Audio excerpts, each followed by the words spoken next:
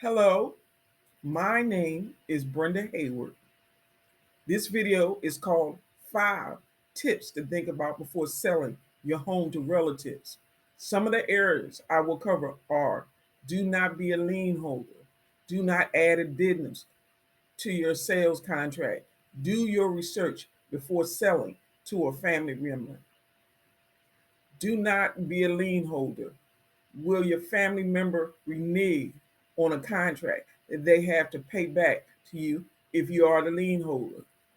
I shouldn't have to tell you the answer to that question because family members are the first ones not to pay back even a small loan. They are the first ones to say, you gave me the money or the home to them as a gift. Remember, when it comes to money, documentation is needed before the transfer of anything given. I don't care if you just have to send a text message. The message would be at least to remind them that your latest conversation was about and whether they agree about what was said. Remember, even if the text message can be printed off and filed in your records, print text message by getting a screenshot. And remember, if you break your phone, the messages will disappear. Please print off the text.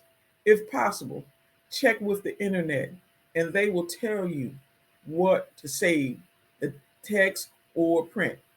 For example, find the text conversation you want to capture and a screenshot.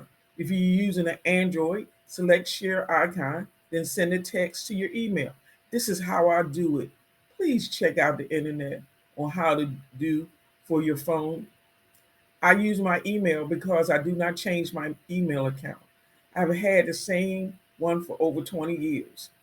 Number two, do not add personal addendums to your sale contract.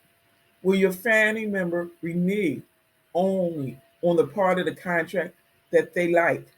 The answer to that question is yes.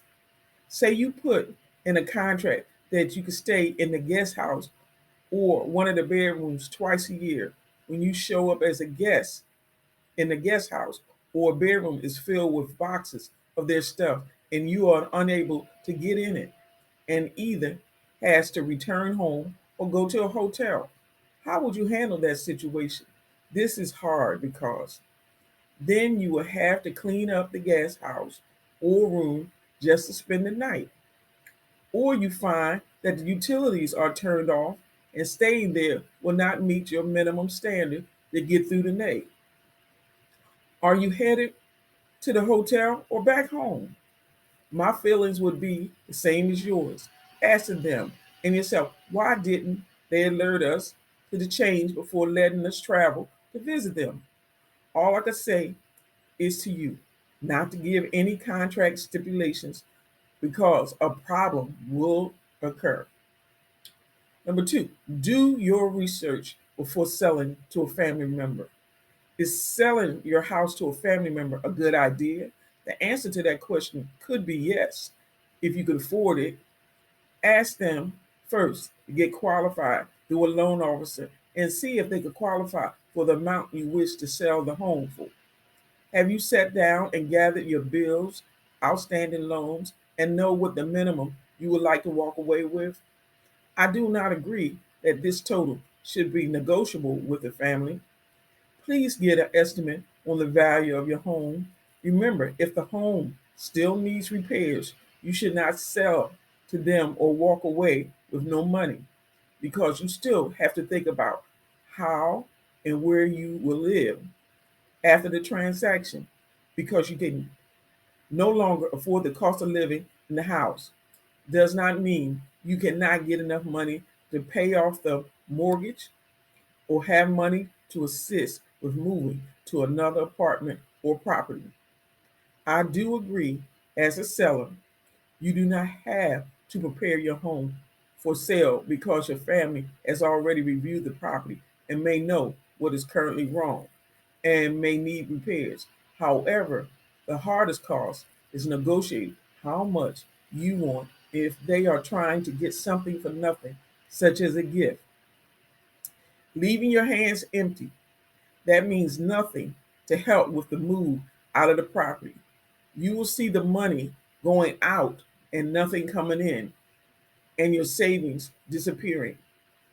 Please at least get an estimate of what the home could sell for prior to selling or giving it away to relatives. Just a little about me. I'm a person who enjoys food. However, cherry cheesecake is one of my favorite foods. I have to let you know I am not a real estate agent, accountant, or lawyer.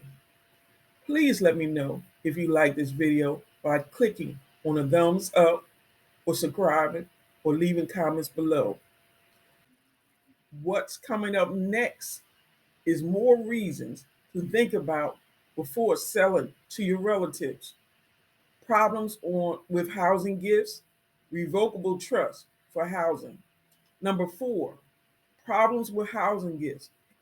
If you want to give a gift of a house to a family member, you can leave it in your will. The transfer of your home can be done in a will, and knowing they are or are not paying what is needed to maintain the premises is not your worry. However, the gift of your house has been given. All you will have to do is name the beneficiary in your will, and you become worry free.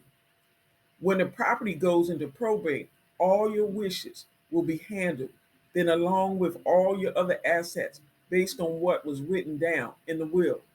If there is a home for transfer, family members avoid paying capital gains taxes because you die owning the asset. If you thought about capital gain taxes, they will be avoided because you never sold the property prior to the death.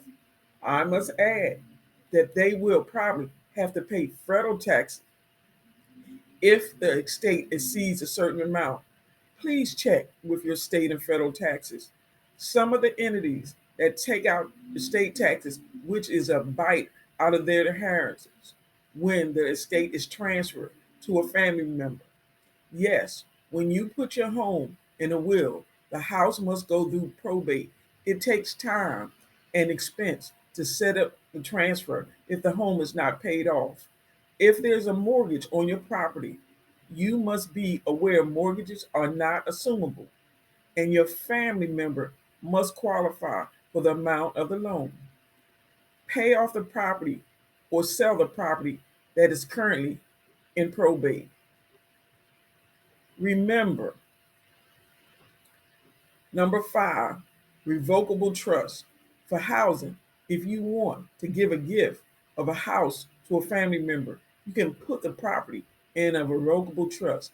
However, putting property in a revocable trust, probate does not come with a cost to your family members.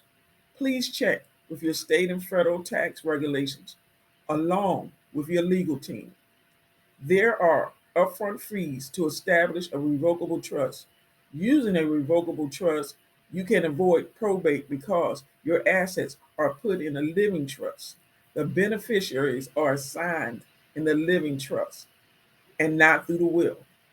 Anything written within the living trust can be changed up to when you die at any time.